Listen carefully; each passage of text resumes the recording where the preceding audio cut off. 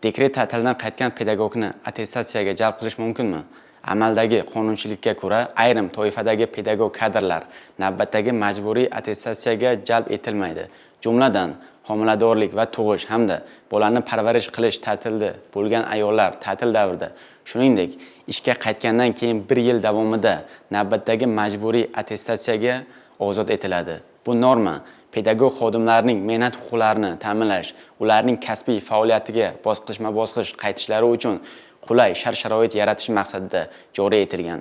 Shuning uchun bolani parvarish qilish ta'tildan qaytgan pedagog xodimni ishga chiqqan kundan boshlab 1 yil mobaynida navbatdagi majburiy attestatsiyaga jalb qilish mumkin emas. Agar mazkur muddat tugamasdan turib xodim attestatsiyaga jalb qilinsa, bu qonunchilik talablariga zid holat sifatida baholanishi mumkin.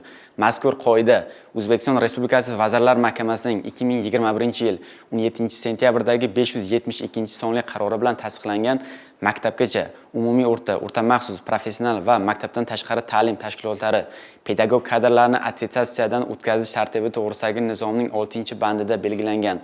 Demak, dekret ta'tildan chiqqan pedagog xodimni ishga qaytgandan keyin 1 yil davomida navbatdagi majburiy attestatsiyaga jalb qilish yo'l qo'yilmadi.